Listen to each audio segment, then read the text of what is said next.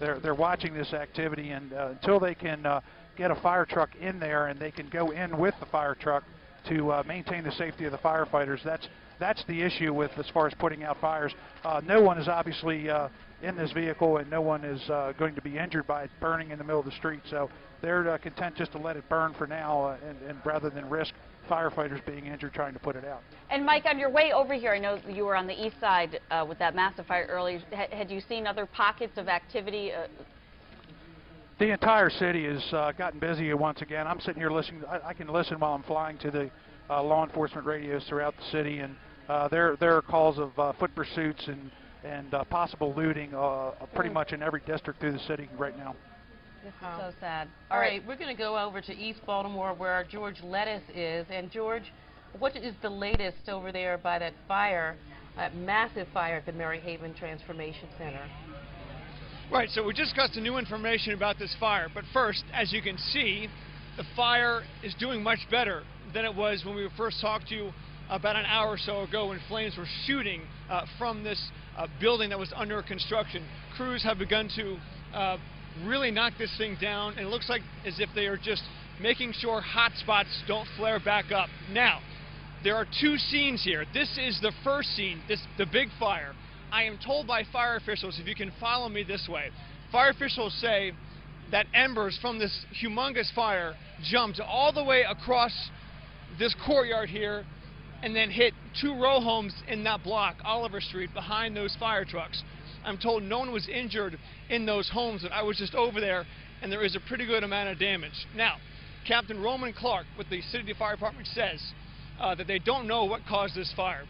A lot of people in this neighborhood were telling us a lot of things about what they think about this fire as it relates to what's going on tonight.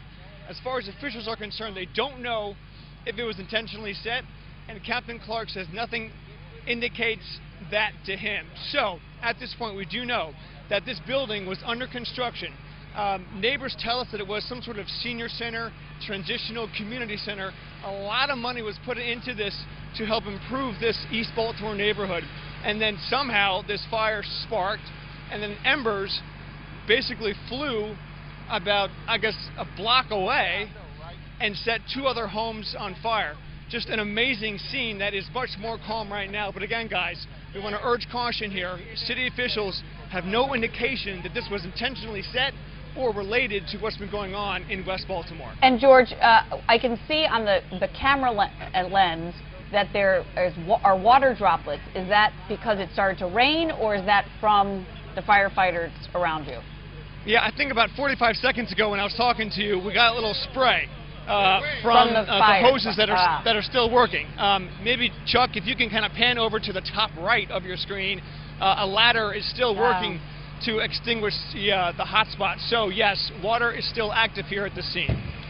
All right, I had been hoping maybe it was going to start to rain, and as we had hoped on Saturday night, maybe that would put a quite literal damper on what we've been seeing going on. Okay. Well, it's interesting, Kate. If I could quickly tell the story that we were at police headquarters covering the initial goings on here today, and one of the officers who was getting others ready to head over to Mondawmin says, we're really hoping for some rain because that might help scatter people and calm people down and get people in shelter, but it didn't happen. All right, so give us an idea of what else you're seeing down there, George, in terms of people milling about. Are they sort of calmed down, or what are you noticing? Right, yeah, definitely a calmer presence here. There are lots of other media here, international media, for instance, that I've seen here. Checking. Was there a tow requested already? Firefighters still making sure that the scene is okay. But boy, looking at the damage here, this place was, again, under construction. Councilman Brandon Scott, I was talking to him about 15 minutes ago. His number is 11504. And he said a lot of money was being put into this center to help improve the situation in this neighborhood. A lot of people have been talking about today about the lack of opportunities in Baltimore City for young people to rise above their situations, and he felt that this was one of those places that could have helped that situation. Again, about an hour ago or so, we were on the air, and a lot of people said on live television that they believed that this was intentionally set. We can't confirm that, and we don't know if this was related to the complaint is 11504. Such a coincidence. Seems like what else can go wrong tonight in Baltimore City. But again, 11504. firefighters are still working to extinguish these hot spots. It's still a very smoky scene, but very much calmer than before. So, George, we're hearing that the mayor is going to be speaking soon. And have you heard that she's supposed to be at this particular area? I was told that by some of my colleagues. Are you at the mayor's office? I'm sorry? Is the mayor here? I want to have a cutting, 34 from Greenmount, 34 from Greenmount for cutting. Okay, I'm being told that she might come here. That wasn't the official word, but that's what I'm told. Well, I can imagine that she's got a lot to say about that, about the loss of opportunity and, you know, resources, jobs, all of that by the loss of this building. And I have a question for you, George. We were just, before we came to you, we were looking at a brand new car fire in the middle of the intersection at North and Fulton. And Captain Mike Perry in Sky Team 11 was saying it is unsafe right now for firefighters to come down there and fight the fire because any law enforcement, you know, first responders that try to get in the area are getting things thrown at them. Do you see any sort of I guess, law enforcement backup to allow the firefighters on your scene to do their job? Have you seen that? I don't see any police presence here. There is a lot of fire engines still here. So if what you're asking is, do I feel safe? Do firefighters feel safe? We do feel safe, but we don't see any police presence here. I don't think the mayor would be coming to the scene if they felt there was a danger. Okay. And 600, I'm direct. We know it was a wood frame construction. I think it was supposed to be completed at the end of this year. So, you know, you build it in with the wood, and then you put in all the fire retardants and all the stuff, and that's a lot of money. That's really, really down 24. Millions and millions of dollars. That's why I'm glad taking requests for commercial. Trying to bring new life. I'm going to go with 1047. They haven't advised George, us, are you still but there? I do have one as far as Saturday, they were only doing priority 1. Okay. I'm guessing that's what they're doing tonight. If that. Earlier, there were 2 fires. There was this big one, and then we knew there was another fire about a block and a half south of it. Was that the fire that was sparked by the embers, or do you know if that was a completely... So that was the row home fire? No, so as I've been telling you, this huge fire, there is some wind out here tonight. This huge fire was blazing, okay? And then I'm told that some embers large enough got caught up in that wind and flew about a block or 2 away, and then were large enough to spark another fire at a few row homes.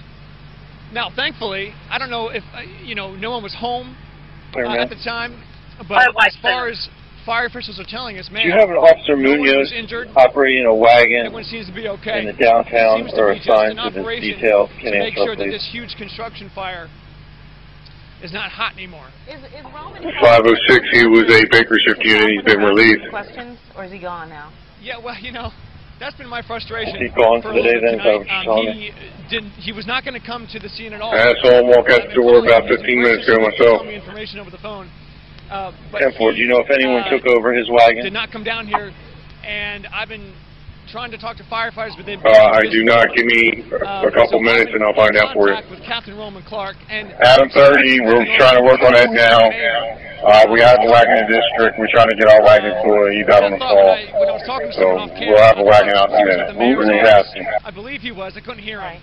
But I think he was trying to tell me that the mayor is arriving. 10-4, when you get that second wagon up and running and they're deployed, can you have them switch over to 10A or 11A and answer up? We have prisoners waiting on the street with officers. It's a security issue at this point. We need to get them off the streets.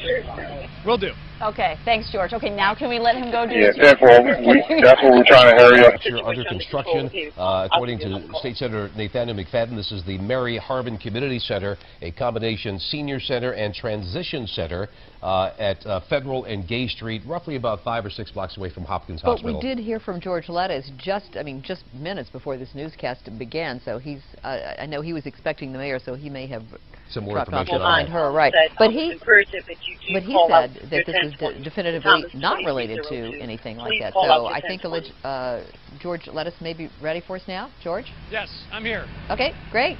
Take it away. Yeah, so Donna, there was a lot of conflicting information going on here. Lots of moving parts, clearly. So I got off the phone with the fire department, the city fire department, a few minutes before I came to you a little bit earlier. I asked the question, is this fire related to the riots? Roman Clark said he has not heard anything of that nature. Then my colleague David Collins emailed me and said the AP is reporting that the mayor's office, spokesperson Kevin Harris, that the fire is related to what's been going on. So I called Kevin Harris and I just got off the phone with him. He says, no, the mayor does not know that. It's under investigation, and that's what we have. So clearly, again, guys, we're trying to nail down as much good information as we can, as a lot of moving parts happen. I'm told the mayor is going to address the media soon.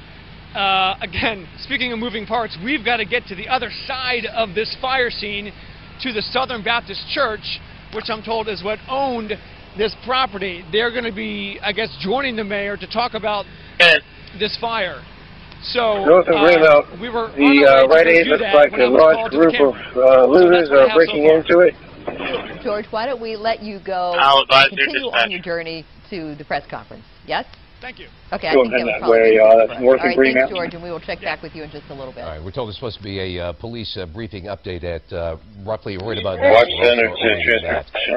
Let's begin, though, where this all started and started to get out of control today. Right around 3 o'clock this afternoon in northwest Baltimore, a number of people, including a lot of juveniles, caused chaos outside of Mondawmin Mall. And that's where we find 11 News I-Team reporter Barry Sims tonight with the very latest. Barry. Stan and Donna, it is quiet here at Mondawmin Mall now. Twice we've had incidents here. Earlier, as you mentioned, around 3 o'clock or so, there were lots of people, many young people who were here at the mall, outside of the mall. Transportation on this channel. There were all kinds of trouble being caused. Police did arrive here, and at that point, police were pelted with bricks. There were bottles were thrown at them, glass bottles were thrown at them. Rocks were thrown at them. They tried to set up a perimeter and tried to back off the young people, trying to move them. 100 fresh batteries. Where do you need them? At Reisterstown, pushing them one way in that direction, and then also going towards Reisterstown Road, going down towards Queens Cross Parkway. And each time, what they would do was they would set up a line, and they would make sure one day before you to move the people back. After it seemed like everything had calmed down and police kind of left the area, and shortly after that, about an hour or two later, all of a sudden there were reports of looting going on here at Mondawmin Mall, and we could see, as we came around the corner, we could see that there were lots of people driving at a very fast from the National Guard is President and Baltimore. Where are they supposed to report? Running across the street, running into the mall. If it's one guy from the National Guard like going to coordinate, have him come up to the Watch Center. With boxes of clothing, all right, I'll have somebody escort him up. All kinds of things, bags of clothing. As police came in a caravan, the police stopped the looting and started making arrests. And they were arresting people here. Basically, right behind me, they had an area set up where they were arresting people.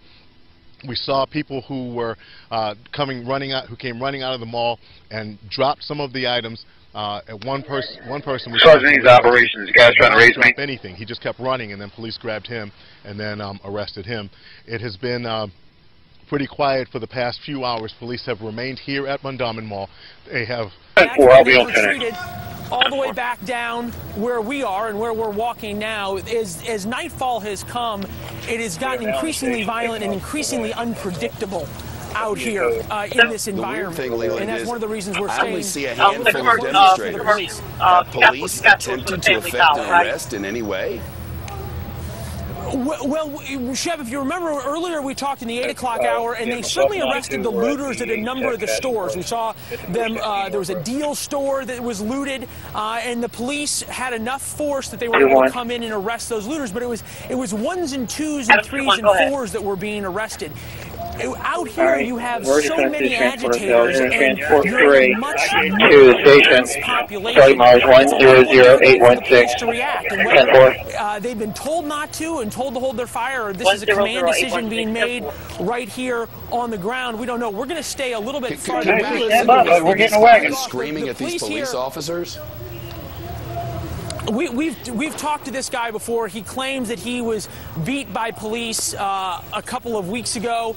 He claims that he's been a victim to the police. And a lot of the folks that we talk to around here claim the very same thing. They say that they've been victims of police violence, or they know people who have been victims of police violence. At the same time, the residents up and down the street that we've talked to say they don't think this type of violence and call it protesting, if you want, or rioting is going to solve anything. And they think that their voices are not going to be heard. Obviously, a lot of the folks, though, that we talk to who are participating in these acts of violence tell us, well, all we want is answers to Freddie Gray. And then you say to them, well, how is participating in this activity either shouting at the police or, as you can see down there, they're throwing more rocks. Drop to 10A and see if they can pick them up. There's a van just there. Hey, Leland, excuse me.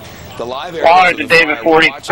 Demonstrators are throwing more and more accelerants onto that fire, and of course, as we do that, the chopper picture pulls out. But and in another camera here, so they try to get in the front and end up prying open the back. Why police who are clearly and clearly have their shields would allow this to continue? Do you have a sense for why that? The news conference by police, by the way, delayed 15 minutes. You're not missing it. We'll take that live the minute it happens. But this is a remarkable scene. They clearly have the numbers here, but they're not arresting. Behind the right area, behind the police line you saw are a whole lot more of them, a whole lot more of those armored cars. But so far, at least, we haven't seen anything happen. The police line's parting right now. We're going to step back here because this guy is really hauling it up here. We don't know what he's doing, if he's going towards the police or not. Sure. We're going to watch this. We just got the phone call to be delayed. I want you to call me back and start engaging battery. But we just got the phone call. She's spinning around here. The police, it appears now, I don't know if they heard us talking or something else, but they are now beginning a slow walk here. Well, you wonder what they would have done had she just crashed through the police line. We'd have quite a situation then, wouldn't we? I was thinking... well, I was thinking the same thing. It looks now like there's a fire truck coming through. Conceivably, that might be to go put out the fires that are down here. This is the car that, the police car that had been pelted with everything that they held their fire from. It's come back up. Go ahead and check out this view right here. That was the police car that was pelted. It's unusual to think that you could pelt a police car with suspicious vehicle that pulled up next to the district. I'll just give you a tag for the record. All of a sudden, the police car turns around and goes back the other way. And obviously, barrel tag, one boy young, 4691. And that's certainly the sentiment that we've heard from them. One boy young, 4691. And they're very, very clearly, at least tonight, not doing anything. Leland, as we continue to watch, Judge Andrew Napolitano is with us, our senior judicial I need to know what the toll is, because when she was giving it to me, my system crashed. If I'm an instigator or an agitator or a rioter out there and I see the police doing nothing, I might feel like I have a license. You would, and it's inexplicable why the police are doing nothing. It's one thing, Shep, for them to be restrained. It's another thing for them to witness crimes and to make no arrests, which almost has the effect of encouraging it. They must know something that we don't. Their bosses, their brass must know something that we don't, but it seems inexplicable to us. Perhaps it's the same mentality that decided to wait 24 hours before imposing the curfew. Yeah, tell us about it. Where's the vehicle at? What location? The police have now moved up. You saw those two guys come up with their liquor bottles they'd stolen, and now the police are beginning their walk down. That's definitely tear gas that's popping off. And you can smell it and you can feel it. There's more looted liquor bottles that are flying here at the police. And the police are now making that slow march back down to where they were coming from.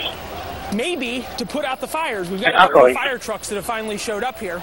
And it is an eerie scene as you watch. You can see the looters run back down to where the liquor stores are. And as the police line has moved, we've stayed up here on the stoop. Sometimes you don't really want to get in between those two groups, and the police have decided now suddenly to move forward. I'm sorry, Shep, go ahead. I said we've got a great view. If your cameraman could zoom in and give us an idea, and we'll just watch as it unfolds. You can watch it and you can also hear it. You could hear them fire off what's been beanbag rounds, tear gas rounds, that kind of thing. I haven't heard any live ammunition go off, and Dave's been doing a great job out here tonight under some very trying circumstances. We're watching the mayor is now speaking. Let's listen to her. To bring order. Yes, ma'am. I'm going to now be answering up to Charlie 45. I'm transporting two number 1 female juveniles to juvenile booking.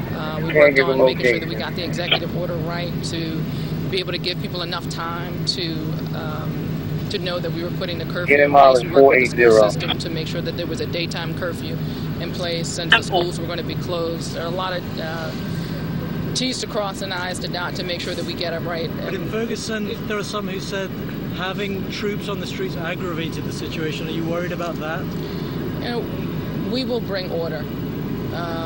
It's very clear that I am not interested in exacerbating the situation. My goal is to bring calm, but we will have order and we will have peace because there are too many of us in Baltimore who believe that Baltimore is much better than what you're seeing today.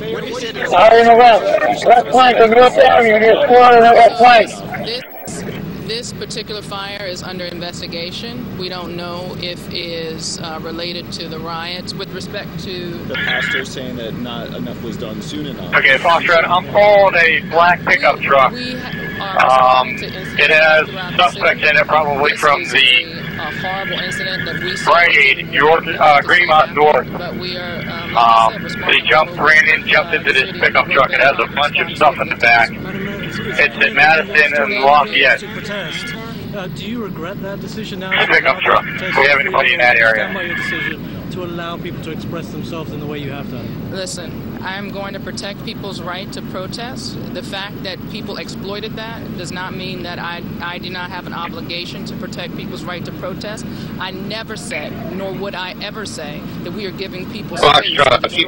They're moving on forward at the news coverage. Okay, so there you heard it. That was Mayor Stephanie Rawlings-Blake speaking about... Well, as the mayor was speaking, a car came and rushed toward that fire, came around the fire in the center of the street and looped right in front of the line of police officers, and it was a terrifying moment. Leland Vittert, to the degree that your cameraman can push in and give us a view on that, we'd appreciate it. We appreciate all that you're doing out there. It's pretty clear the cops are moving in. They're moving in, Shep. What's interesting is that where they are right now is where they started at 9 o'clock tonight. In general, is there one available? And then we saw over the past couple of hours 33 which in was looting, rioting, stolen cars being driven into crowds. It was a stunning couple of hours, and why all of a sudden the police have decided to move down there. They brought their fire trucks to maybe put out the fires on these cars, whether it's because it coincides with the news conference or they've been given different orders. That's something that's going to play out, but it is very interesting that the police watch this level of mayhem, and the residents up and down the street that I talked to assess your background. If you have a multitude of different people outside, that the police allowed this to happen to their corners, and obviously the folks who own these stores were angry as well. Talked to a couple of them who were really hot, and if you look actually in, now some of the stores are on fire. That liquor store on the left, if we can push in a little bit just above the fire truck, that's on fire now. So not only do we have the cars on fire, we've got the buildings on fire as well. And we also have a situation where if one of these speeding cars wants to, it can ram into those police officers. Not suggesting that such a thing would happen, but you clearly got liquor stores that have been looted and people in cars that don't belong to them, with a police line that's unprotected from the other side, and a burning liquor store and a recipe for disaster. It is hard to imagine that a great American city that was prepared for violence, that warned a mall to close stores, that shut down this afternoon as it did at 1 o'clock, that had a meme that went all over the internet from school kids that they were planning to start at the mall and move the avenue and back to downtown, that with all of that warning and all of that heads up, that it took them until the 6 o'clock hour for the mayor even to ask for the call-in of the National Guard and that now at 17 minutes past 11 at night, fires are burning all over the west of Baltimore. Are you giving a large division reference to people breaking into a store? Trying to retake ground, and we're waiting to hear from the Unit police 20 of Fox. We got some units, mobile units ready to deploy to 1609. There is no comparison between what happened here and what happened in Ferguson. 1609 Lawrence. Similar to you on and television, see if we got some looting there. Can you check that location and let me know if it's Unit 20? Swath of this city, the western part of Baltimore and the eastern part of Baltimore. And chaos reigns. And in Ferguson, they appeared to attempt 7650 Command. We're being advised by the fire department that they're not going to put this car or the liquor store that's on fire out. People, we don't know. If you guys can copy that, police to begin in just a couple of moments, and a news conference from the family of Freddie Gray, who died in police custody to begin. We're been calling for calm. And North Avenue, West North Avenue. We have a liquor store on fire. We have a car on fire. We've asked for them up here, and we've been advised that they're not going to. They have to go to another call. They're not going to put this fire out. Somebody threw him to the ground. Can somebody confirm that? Got out of the hospital in the last hour. Steve. Good. I got the battalion chief here now. Already. Chief here. Let me check that out. A lone protester, or rioter, now you can call him, and he punched me in the right side of my face. I fell to the ground unexpected, and he took my phone. Was about to kick me as I was down, and a few other bystanders intervened, tried to separate me from him and help me walk injured to a area where I can make it back to a local TV station to get some help. So it was the bystanders who saved you from worse. Absolutely. It could have gotten much worse. I remember him beginning to kick me, and several other folks joined in, like that mob mentality that we've really been seeing all evening. You getting better? What'd they say at the hospital? Well, I've been discharged from the hospital, and I do have an injured left knee. I have to get some surgery on it, but I'm more concerned about the city of Baltimore, where I was born and raised, where I've been a reporter for a number of years. And inside that ER, let me tell you, Chef, there were a lot of injured people. The nurses, they were telling me how busy, how chaotic the emergency room was. I was seeing police officers coming in, many of them injured. Some of them were discharged. One had a sling on his left arm. Others, including protesters, were there, accompanied by police guards as well. Steve Dorsey, who got roughed up this afternoon, is out of the hospital tonight. Steve, thanks. Hope you're well. Watching now as the photographer zooms in on this scene in Baltimore, trying to retake the area where they were before. We've all been commenting about the same thing now when our mics aren't turned on, and that's a good police officer friend of mine from New York City just texted me and said, I can't believe they're trained to go forward in a straight line like the Redcoats in the 1700s. It was a tactic with which a lot of police officers are not that familiar because, frankly, it's not what they're trained to do, but it's not around here. They're clearly trying to make a way for these firefighters to pass the police line into the fires, but on the other side of the fires are more demonstrators. Leland, it's not like they've gone anywhere, have they? In case they have any issues, you got Well, the demonstrators certainly have it, and they have the upper hand here. They know these streets, and the police have been playing this very dangerous game, for lack of a better term, of almost like whack-a-mole, because they get one area contained and then the demonstrators pop up somewhere else. We don't know how many individual demonstrators there are, but remember, we've watched stores be looted all afternoon, and there were a lot of folks running out of Target and you should have about 20 people or so checked out of that place with the 5-finger discount. So there have been a lot of people who have been taking advantage of this. The idea that there's just a few instigators is not the case, certainly here. And we've seen the crowd grow and the level of violence grow here. And if we can see now that the police have clearly cordoned off a much larger area, and they have to, because of that liquor store being on fire. They've had to be able to bring in the fire trucks. Remember, the fire started with just some burning chairs and those kinds of things. Then they added the cars they stole and crashed into them. The liquor bottles they looted and used as accelerants. So the liquor they didn't drink, they lit on fire. And now we've got fires in buildings, and that's what I got to cut you off, Leland, right now, because our crew, Rick Leventhal and his crew, are also on scene. It's my understanding have been attacked on scene. But Rick's on the line with us. You guys are okay? We were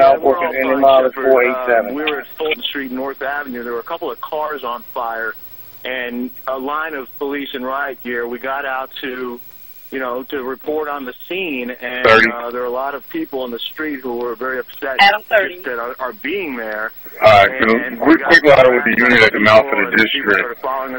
Be reminded not to look at any vehicle not authorized to come up with the district. Bottles crashing at our feet or over our heads.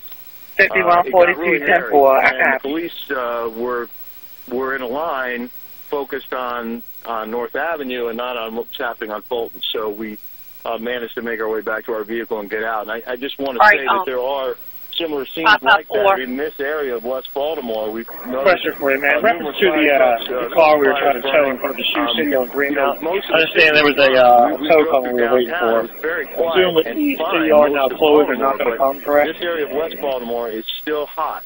And there are a lot of people who are angry and a lot of people who are lashing out, not just the police, but also at any media in the street. Any of you guys injured, Rick? No, we're all fine. All right. I guess it just sort of happened kind of quick and you didn't realize it was coming on you. Well, our job is to cover what's happening, and we got out to do that. We parked the vehicle, we moved out, we had our camera and a microphone, and I'm happy to talk to these people about why they're upset. But they didn't want to really talk. They just wanted to yell at us and start throwing things at us. So they made it very difficult for us to do our job. They needed doors on breached in the rear. Well, Rick, I'm glad you're all safe. Thanks for checking in. When you find a place to report, let us know. We'll get right to you. Leland Vittert and his cameraman have moved up closer to Leland. Trying to get Fox back. Switching over. Exactly, and this is all happening in the same area that Rick is in as well. We had moved back as the very same thing had happened to Rick happened to us. We had protesters coming up to us, yelling at us, in our face, screaming at us, threatening us in various ways. And Rick makes a good point, is that the folks who did what you're looking at and caused this destruction have never really articulated to us in any way what they're angry about, and it helps to get a sense of the amount of destruction that has happened here on this street corner. We're going to walk up just a little bit here and see how far we can get up. This is a tobacco mini-mart that was looted overnight. Then at the other two street corners, you've got liquor stores as well.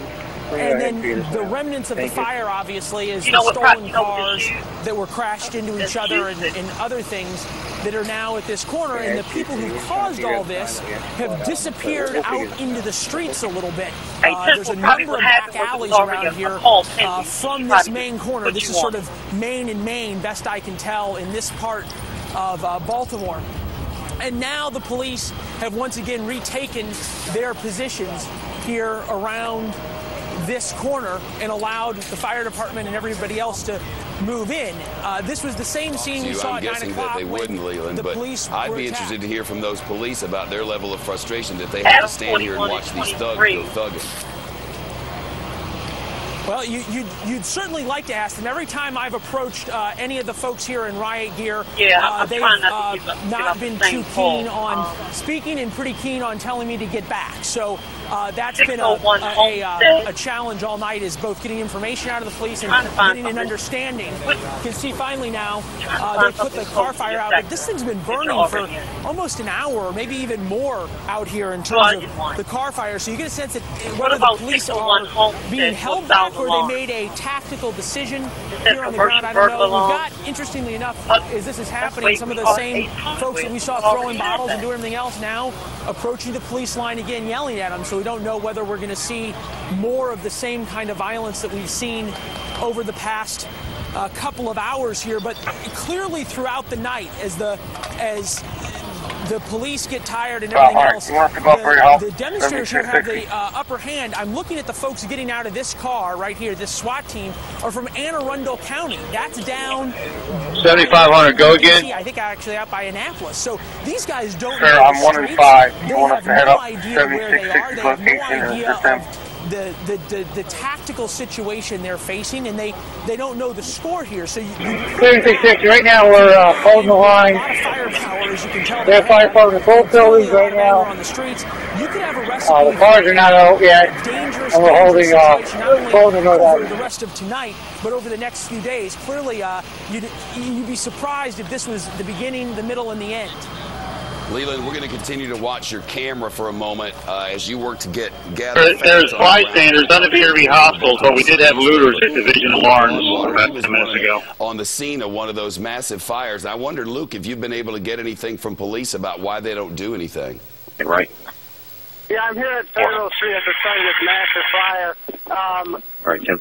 What do you mean police don't do anything? I mean, they form a line. People come and taunt them. They don't attempt to arrest them. They just kind of take it.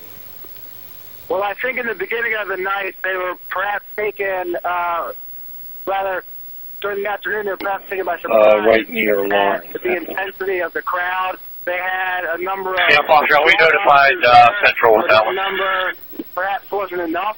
And 42 Fox, in the rear of that liquor store, is it open in the back? I don't see anything open in the front. That people ran down alleys that about going. We were talking, just so you're clear, Unit 20 to that unit. I had Fox check out Lawrence and Gilmore. It was two separate locations. Lawrence and Gilmore, the door was open. So Fox, thanks a lot. It's not on fire. We'll pull that more. There's no doubt about that. We watched it live, playing out at about 3:15, 3:20 this afternoon. Reference to Lawrence Division. Overran the police and start more fires. And that's sort of been the cycle tonight. Judge Andrew Napolitano, our chief judicial analyst, on the set with us now as we wait to hear from the police officers, or the police department. I've never seen anything like this. I have never seen police exercise such restraint to the point where they are observing crimes being committed.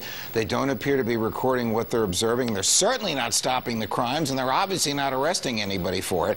And as we said earlier, it encourages people. Shep, it is possible they have some grand strategy, and they're going to implement that strategy. But from our point of view, from the point of view of people watching this, from a common sense point of view, this does not seem to be serving any beneficial purpose, and it's having the opposite effect of what you'd expect. If you had been able to clear the streets, you wouldn't have lost all of these businesses in this area to these thugs. Presumably these are business owners whose livelihood is attached in there. This isn't a CVS or a corporation with a big insurance policy. These are locals. Look, this is well beyond the death of Freddie Gray. The death of Freddie Gray was obviously a tipping point, but now this thing, like a lot of mob actions, like most mob actions, takes on a life of its own, where it is one of just rampant destruction of property owned or rented by innocent people who had absolutely nothing to do with what caused all this.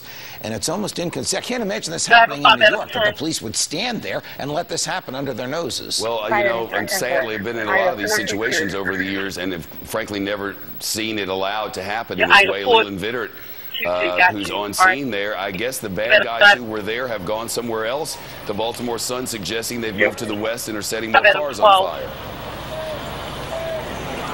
It's hard to tell exactly how far they moved. To the west may be where we are as well in terms of the car fires.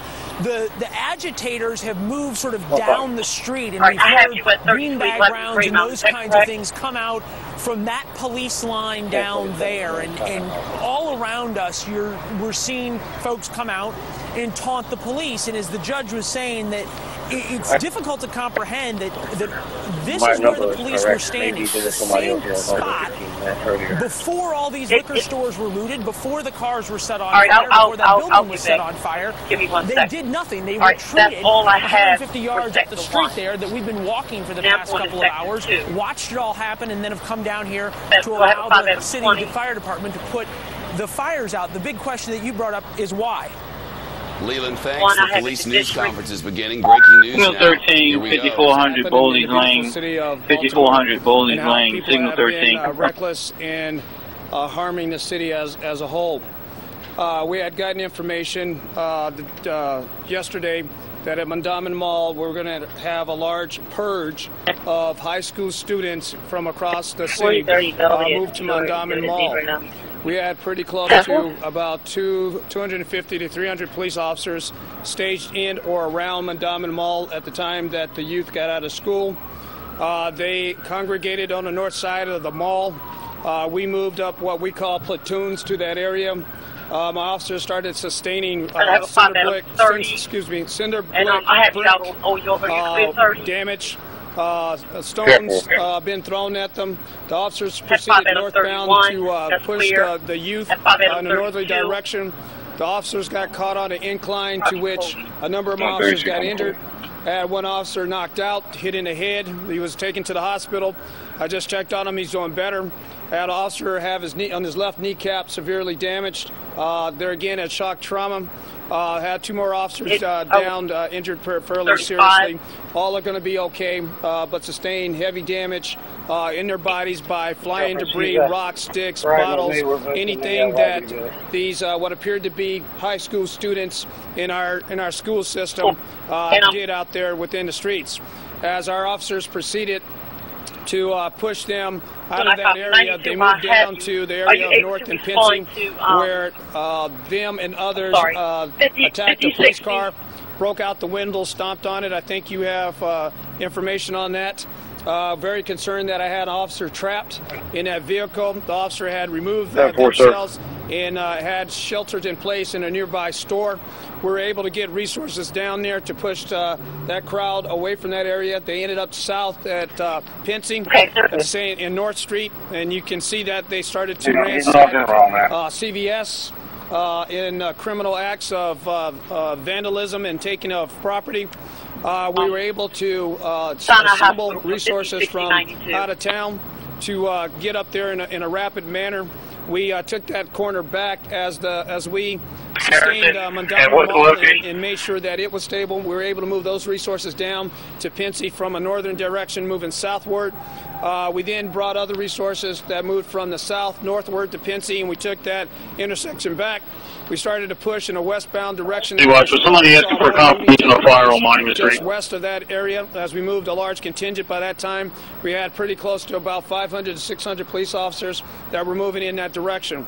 I was very much pleased and surprised that we had ministers that came out with Congressman Elijah Cummings, tried to calm the area and calm the young people in that community that was just totally destroying the places where they have to live. And tomorrow they have to go to those same stores that they tore apart. And those stores that were burned down and damaged are the same infrastructure that the people have to survive with in that neighborhood in the next month. By the fire department. And then we began to have trouble at Lexington Market. We responded 1032 to signal 13, 5500 Boldy's Lane. Time is 23:36. 50 officers to Lexington Market, where we secured that and didn't sustain much damage. We then got calls later off of the 1700 block of Monument that we had looting there. We responded multiple units over there to sustain that area. We're seeing a number of small car fires. We're seeing a number of street fires, basically in Pennsylvania, Fulton area again, which has been the cornerstone of the problem the vast majority of the day.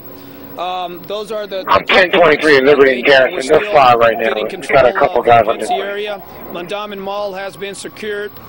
We did have break-ins there. We responded officers up there. We have a number of arrests that came out of there. So we have most of the officers that were in the hospital are doing better.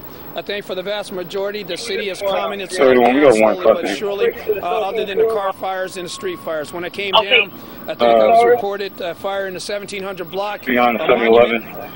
Suffice it to say, I am extremely disappointed in what has happened in this beautiful city tonight.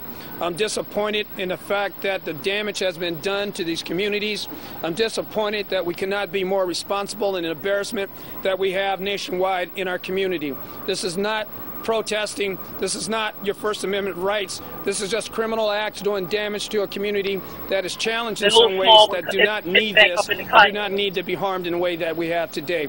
I am proud of the officers who were out there sustaining rocks and bottles, who were hit in the head, who were sent to the hospital, and their courage of standing tall in light of all the things. I applaud the outside agencies that came to support us, Montgomery County, Prince George's County, Howard County, and state police. So I sincerely appreciate that support. I look forward to having more support coming tomorrow from around the region. I had put out calls to Washington, D.C., Philadelphia. Right now, that general area, we're experiencing looting all over the city and fires all over the city. Coming, so we're looking forward to that support. You need officers from D.C.? We couldn't get officers from D.C. because we have a state to state compact and had to go through state police. How about the National Guard? Those assets will be coming in. National Guard, they're on the ground now. All right, now the open mic is clear. We have a fire at the CVS on Franklin Street. Notify the fire department. What you can see is when we go into a location, we start pushing the direction. We need to have fixed posts behind us, or they retake the areas that we push out. So having those number of assets are good and strong. I know I heard a question earlier, did we plan for it? Yes, we planned for it. That wasn't the issue. We just had too many people out there to overcome the numbers that we had to sustain the issue overall. Could you differentiate between the actions and the gang threat, the credible threat that was issued earlier? Can I do what with it? Separate the two. Are they related? Or not at all? Your assault. From what I know, we had Black Guerrilla families. The Bloods and the Crips had a meeting yesterday. Validated and verified when they said at the conclusion of Mr. Gray's funeral day, each group was intended to kill and take out. Who are you calling? Commissioner, should you have given the protesters, it's cold outside, Commissioner, should you have given protesters that much room, that much latitude over the last few days, and did that in any way kind of... I don't think we gave them much room or latitude on Saturday. The protests were peaceful for the vast majority of the time until at 6 o'clock you had a group splinter off and made its way south. They didn't get reckless or problematic till they got to the northeast corner of the baseball stadium, to which they started to then act up. Here at the right gate, the right gate, you got a couple of guys. We did address them. MLK in the Park Avenue. From Diamond Corridor. We didn't give them room. I was there. I saw our reaction, and I gave them direction to advance on them. They just outnumbered us and outflanked us. We needed to have more resources there. Do you have not updated bonds? Thank you. No, that's not the case. Clock out, we're heading to the right and Liberty Heights corridor looks okay. No fires up there. Doing criminality, that's when we changed our attitude to engage them, to arrest those who were causing harm. What we did today is that we deployed pepper balls because of the bricks and the glass and the stones that were coming in. And so as we did that, it pushed them. We're pulling back to our original position. Where are we going to go from so here? We had to adjust to that. Just hold that position for now, sir. I'll get to you one second. I'm sorry. Thank you. Updated numbers on the number of officers injured, number of arrests made.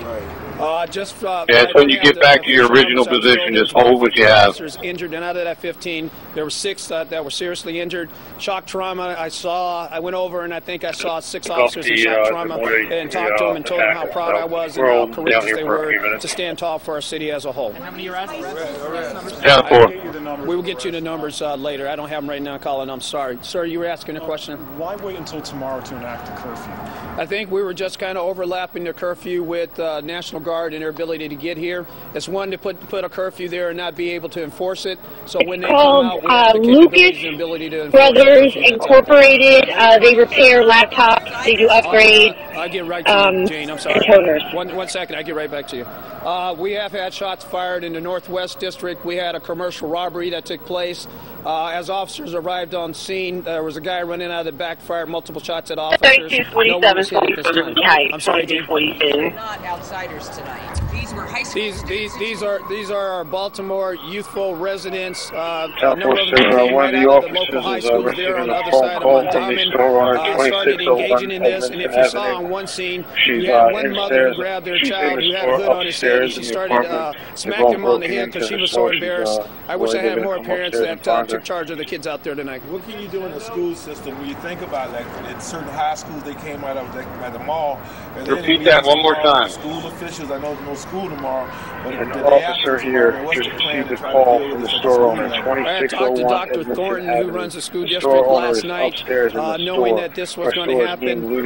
We talked, when I reached out to school personnel, I was told that they had planned to have a teachable moment today. There's no doubt in my mind that they probably engaged the young people to have them not act in the manner in which they did.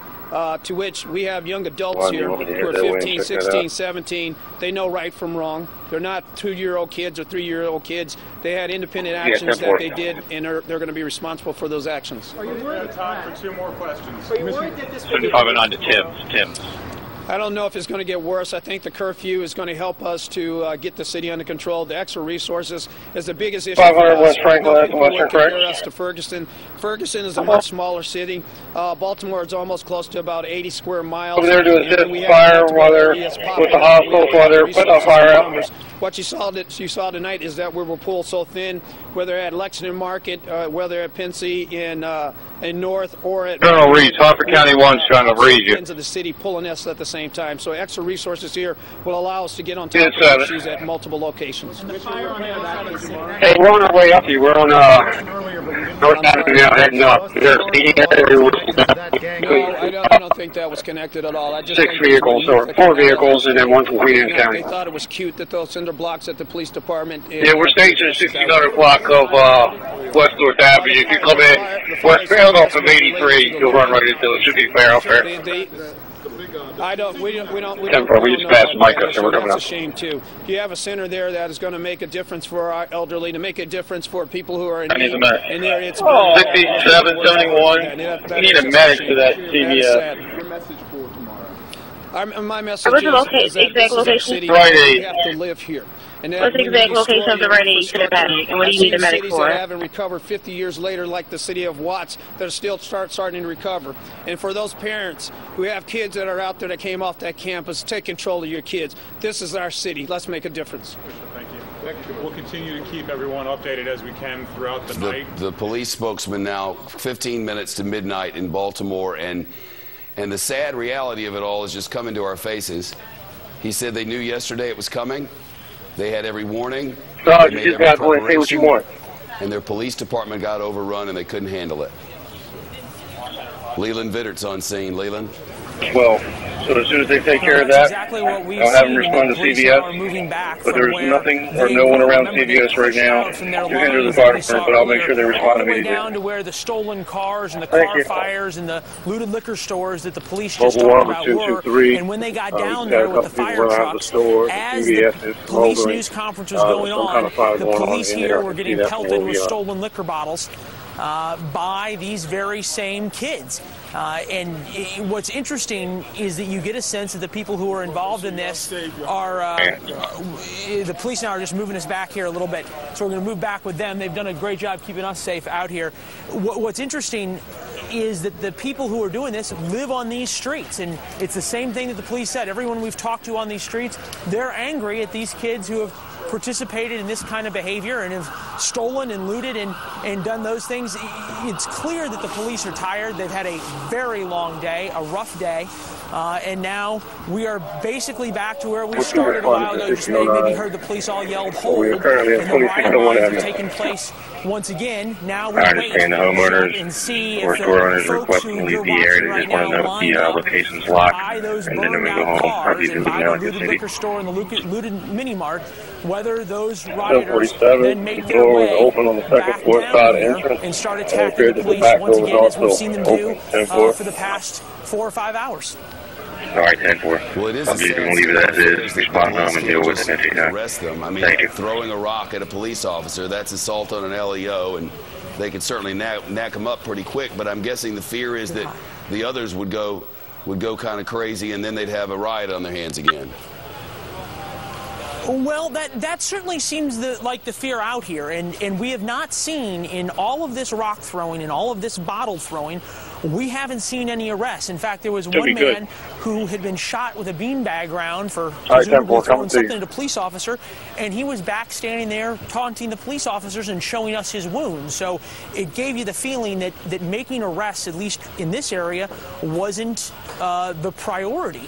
And for get us a wagon for MLK and park the police and move forward and take on the protesters. And whether that decision proves fruitful and whether it MLK and park, you guys agree now, okay? If I can stop there first. Prove to be right, or we could look back at this and say if only they had really responded aggressively. Yeah, that's a female at Greenmount. These are one female and 2 adult males here on Park and MLK. You throw stones at the police and you loot liquor stores, you're going to get arrested, and it's not cute. then 402, things may be different in the morning. 5 officers around the corner, who's on scene with us, along with photographer Stephen Kaneka, who is there with him. They're risking a lot out there. I was listening to Leland. I want to get to the pastor, Ben Malman, right now. But so a synopsis from the police chief and from Leland. They knew it was coming. They were out there and ready for it. It overwhelmed them, and they couldn't stop it. After they couldn't stop it, they stood back and watched it as hoodlums destroyed a neighborhood. That's sad and that's scary. Let's bring in Ben Malman. He's the pastor of the city. I see him, but most of the people we stopped, we were arrested. Cleanup efforts since the protest started. Operations to 400. The message he wants to convey tonight is hope. It's hard to find that message, sir. Thank you. Yes, yeah, Shepard. Can I get you anything else up to? You need more water? We believe that Jesus is the answer, and that Baltimore is full of amazing people that know how to work hard and endure with hope. It sounds like there's been a problem brewing around there for the better part of the last decade and a half or more, and it wasn't addressed. Not that there's any excuse for anything going on tonight. That's not what I mean at all. It's just that there's been an underlying current in this community. 1022. For now, can you get your 1 in 10? I'm going to link them up with the fire department. We've got fires all over the city just to have them follow with them. 10-4. There is systematic brokenness in this area. Stand by, wait for instructions. And what do you mean by that, systematic brokenness? Well, we are in an area where there is a lot of urban poverty. And compared to other cities, the city limits geographically are very small. Can you call 2640? I have a message related to you, other places, such as Jacksonville, Florida. And you've got tension in the community, and members of the community that are ill-equipped for today's job market and need education and economic development and small businesses that can use incentives to be able to employ people. Yeah, it's going to be a little bit, but it's around. And there's a lot of jobs for people that are highly qualified, highly specialized, but there's a gap in jobs available for people that are not highly specialized. Pastor, I'm watching a sad scene in Baltimore right now. That is in West Baltimore, where the police are in a line and they are retreating in the face of 2 or 3 people. Leland Vittert, this is astounding. Foxtrot 1, 99 Alpha. On the phone again? Leland, you're on live. Hey, it looks like the police are retreating in the face of a few people again. Well, they certainly have. That's exactly what we saw in terms of them retreating, and you can see now some of the residents here just trying to see this fellow. He's more than anything. I think he's probably a little intoxicated, as a lot of the folks are out here who've stolen a lot from the liquor stores that we saw. What's striking is that one of the main complaints by the residents here is that the police don't protect them. And if they either protect them or they beat them, one of the two, is what we've heard. Yet tonight, the police had the opportunity to protect this neighborhood, and we saw what happened. We saw the result of the police being out here in this neighborhood. I might add they've had the opportunity to beat them, too, and they didn't do that. I mean, it's not like they're not throwing rocks at the police officers and setting cars on fire. They had an opportunity to protect. They had an opportunity to beat them. If I tell you to get some more food and water up to you, they come across North Avenue from 83. That's a point as well. Yeah, a lot of folks, though, that I've talked to have said, oh, the clergy is going to come out here, and the clergy is going to protect, and the clergy is going to tell the youth not to do things. Now we're just seeing this young man being arrested. And he's been agitating with the police all night. The police, at least with respect to this gentleman, have shown beyond enormous restraint as far as we could tell over the past few hours, and have finally decided to put him in handcuffs. But as it's important to note that as these people were throwing stones and the liquor bottles were flying and the stores were being looted, the clergy was out here saying, don't do this, don't do this. And all the kids said, well, thank you very much, Mr. Clergy. We're going to go loot and do the things that we decided to do. This, as far as I can tell, and this is interesting, as this night has unfolded, now coming up here, it's been about 4 hours since the beginning of the fight for that one street corner that we've been at. This is the first arrest I have witnessed, and that is stunning in terms of how things have unfolded out here on this street. And the residents that I've talked to who live all up and down here, this is a residential neighborhood as well, say that they really can't believe that anything is going to be accomplished by this. And now we're doing wagons can respond to the Northeast District. I need a wagon for the Northeast District if available. All the way back, and we're marching with them all the way back. Dave's been doing an incredible job on the camera, providing the images here under some tough situations. Information is there are about 20 people in the store. We're in the rear. We have no one out front. Obviously, there's a lot of folks who are angry, and a lot of Unit 42, go around front. Media as well. Why, though, we can't quite figure out how we're involved in this. You're doing a fantastic job. And cops retreating now because people are pushing them back, or is it just, I don't know. I can't see beyond you. Could you go down? Yeah, no, we gotta. Dave can unit 42, unit in the rear. I'm out front. You get a sense, maybe a perspective of watch us out there. We got about 15 that came out of the rear. We only got 2 of them. There's only 3 of us in the back here. We got the back window wide open in the pharmacy. They had stuff thrown at them. And since then, they've been slowly walking back. 1014, Fancy North. To this same street corner they were at. 6770. Information from one of these people. The guy in the right hand has a gun. Saratoga and MLK. On the other hand, 20 minutes or so ago, during that police news conference, that's exactly what was going on. There was a lot of bottles being thrown and those kinds of things. It's unclear. We believe there was a police officer injured at this location earlier. So why they decided to make this move right now and why they decided to hold this line, they're back exactly where they were. You heard them scream, hold this line. This must be the line they've decided. Dave's going to turn around and show you 99. I'd like to do it, find out if that's actually true or not. The police command area, and they've got a line on the other side. And Shep, just so you understand the geography here, it's only a little ways down the road here that CVS that was burned and looted is. And now you turn around and you look down the other end of this street, and that's that street corner. And now we may be getting some action. We've just seen all the police run back and yell, hold. We're going to try to come over here to this stoop. Dave's going to keep an eye out there. We're going to come over to this stoop and see if we can't get a vantage point on both sides of what's going on. All right, that's where you want me to have them stand by down here. That's the situation right now, and so far I haven't seen anybody running down here throwing litter bottles. This is where they were throwing them earlier, and right now things have calmed down. This is certainly the calmest we've seen it show in the past 4 hours by a long shot. This is tranquil, despite the amount of firepower that Unit 20. Do you have a Moser amount? We've seen and watched these police officers go through. You know, you wonder if Unit 20, they've been out there since 3 o'clock this afternoon. They've been able to. No, there's a citizen here saying that their store was looted at Baker amount. They want an escort to go lock up the building and leave. So probably a lot of them got some pills out of there, and you wonder if maybe 10-6. Maybe the old looters aren't just running out of gas. Anybody on that perimeter move. Maybe the hope. Give me the exact address of the location, and we'll send a mobile team to do that. That's what's happening. Yeah, 10-4, I'm not moving. Well, let you know it's going to be a Baker amount. He's not sure the address. And you saw the one fellow who got arrested. He was very clearly intoxicated. It's that person's store, but they don't know the address. It appears, at least, it's difficult to know exactly what the here, rioters are thinking because they don't want to talk to us and tell us. And if they do, it's 10-6. I'll have the mobile team. I'm going to check and see if they're available. Unit 20 to one of the mobile teams. And you get this mobile one with tension with the folks on residents here something. yelling at the other Choose on residents the who are CVS moving to stop on it. Franklin. But I'm on the clearly store now, at Edmondson and at midnight Braddock. here on the streets of Baltimore, you get a sense all right, 10-6. a lot of folks have run out. Continue doing what you're doing.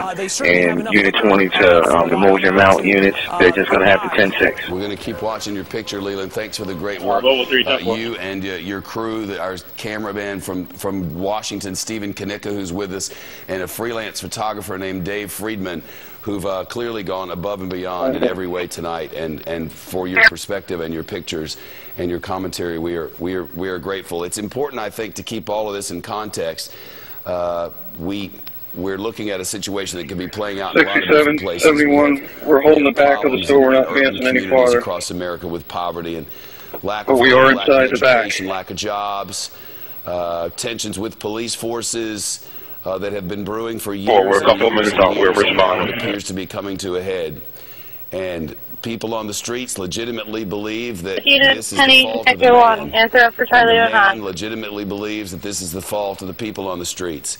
And unless and until one side listens to the other real well, and we actually try to break some of these cycles of poverty and violence, that's about 2 years old. It has a lion loose in George Hill at some Park, point, but one it's of an those old cars picture. that went around the fires is going to come in and mow down a bunch of police All right, officers. all right, And then we have a 10-4. whole new world.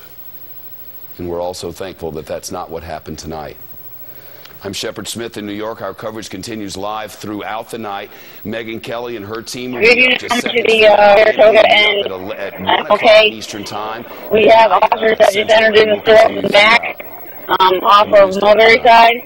Who died from injuries believed to be sustained while in police custody. There are some real questions about what is being accomplished by the lawlessness we're seeing tonight. Rick Leventhal is live on the ground with more. All right, Rick, what can you tell us? been broken into, the liquor store. Megan, we're at the corner of Fulton and Riggs in West Baltimore. We're outside a police precinct where you can see the police have actually set up barricades on their own line to protect their precinct, their cars, and themselves from possible rioters. We were just down the road a bit on Fulton where there were a couple of cars burning in an intersection a short time ago when we ourselves came under attack from locals who were throwing bottles at us, chasing us down the street. And There goes my 250 West State Street. in these kinds of situations, you know, we try to tell their stories. We want to be there to report on what's happening. In this situation, they didn't want us here. I talked to a police officer a short time ago who told us to be careful and that this was the real deal. And clearly it is, Megan, as there are fires burning across West Baltimore, not the entire city. There are many parts of Baltimore that are very quiet tonight. But certainly this neighborhood is in a lot of trouble right now. Charlie 30, yeah, we're all clear now. The National Guard has been activated. We have not seen the National Guard troops in this area yet. We know state police have been activated. We haven't seen them either. What we have seen are a lot of Baltimore City police who are standing around tonight as the looting, the arson, and other crimes continue. I want to correct myself by calling Baltimore the capital, which it is not. Annapolis is. But we just heard a press conference from the mayor. We heard the governor as well suggesting, and a police captain suggesting that calm is on its way, that now there are, as you have heard it, for why the police appear to be standing down in all the video we have seen, and yet the authorities came to the cameras not long ago and said, this is a situation we're handling there, this is a situation we're handling there, we are intervening here, there. Use the area? Well, it's tough to say. These officers talk to us, as you might imagine. I've had some private conversations with police officers, but what we've seen is a line of police in various locations. The mayor and the state officials seem to be presenting a united front, but given the looting and the destruction of property and the vandalism we have seen tonight, there's sure to be some finger pointing about how so many residents there were placed in this kind of danger. And for what? Well, Megan, in listening to it, sounded like he was a little frustrated that the mayor hadn't reached out earlier to him to activate them, in touch with the mayor, and eventually, he said, finally, she reached out to the governor, and that's when he activated the National Guard. And it takes time to call them up and give them their orders and get them staged and try to make sure that they were protected from the cars and the other things that were going on. We're here now. You want us to stand by here? Also gave those who wished to destroy space to do that as well. And we worked very the owner hard should be coming in. They need to secure that. To keep that balance and we'll stand by for the owner right now. Position to de-escalate. Never say that we are giving people space to destroy our city. So my words should not be twisted. The First Amendment does not mean you stop traffic, stop commerce, stop pedestrians, stop vehicles. That is not a lawful assembly. If you want to make believe it's a lawful assembly, you in fact are breaking the law yourself. So just as the mayor says so, make it so, it was an unlawful assembly from the onset. We are going down a slippery slope in allowing anybody, quote, room to destroy. And now that we've seen plenty of destruction, she comes out and tells us she never said it, but through the magic of videotape, we know that she did. You're welcome. So here's the thing, Megan, and her staff sort of released a statement after that saying what the mayor was trying to say. Trying to clear this store with its own person. What she was trying to say was, we're going to give space for those who want to peacefully assemble and peacefully protest to do so. Okay, that's okay. Let me stop you there. If that's what happens, if that's what. Copy that. I'll have someone do that right away. 10-4, sir. Thank you.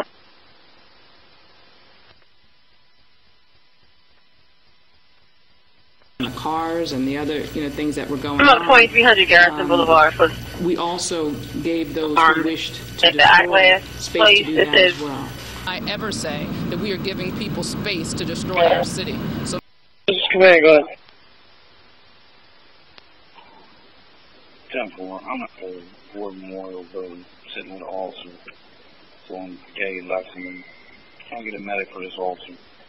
He's feeling lightheaded and dizzy.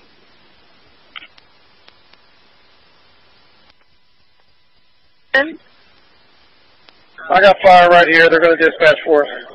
Gay and Lexington for an officer feeling pain.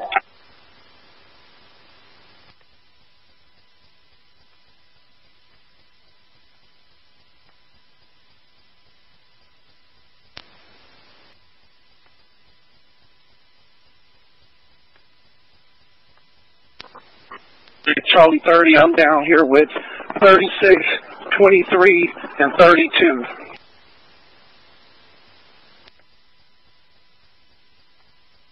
And for 1 Baker 09? Yes, sir. Can I have an item which you want to see, please? Okay.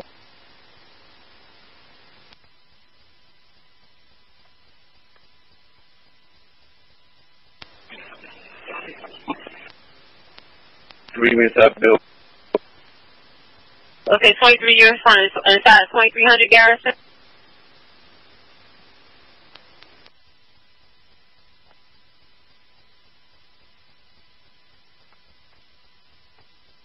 Hold on. Charlie 30, I'm with the line. Just hold here.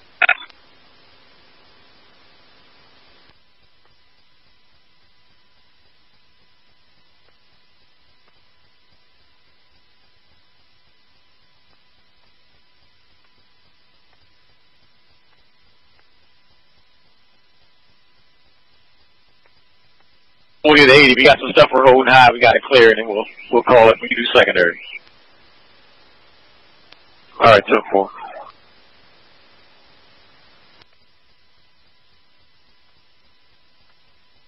We're on our own channel, sorry.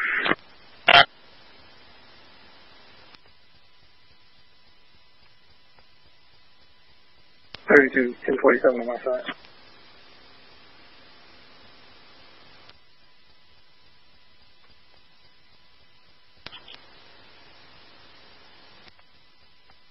You have a complaint named Will. Alright, Calvin Lafayette, right?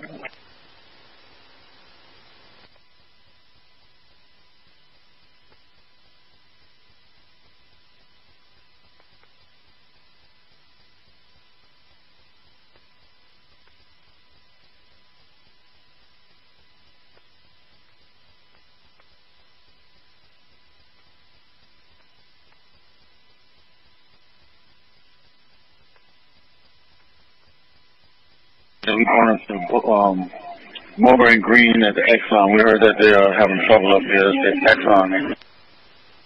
Green. 37, our cars are out.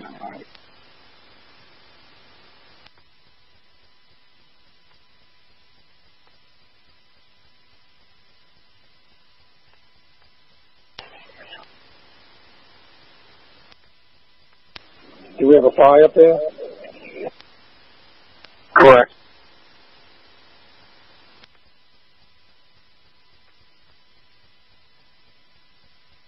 Yeah, we're already starting.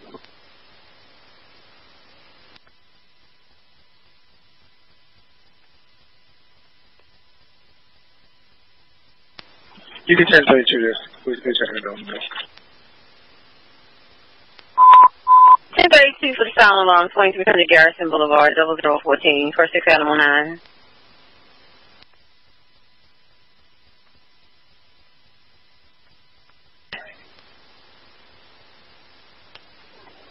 4301. 4301. Yeah, 10-4. My group of Irish. The church fire or burning. Citywide, all units refrain from broadcasting in the area of 1825 South Calvert. Again, all units refrain from broadcasting in the area of 1825 South Calvert. 7811, call 2284. Baker 29. Do you have any other alarm calls?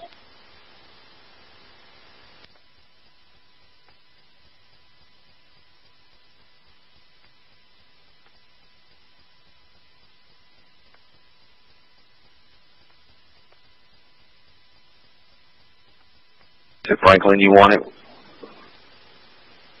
Bradis is intersecting street. We had to block it off there. 10 on that. I cut you off. Bradis is the intersecting street. Edmondson and Bradis. 10-4.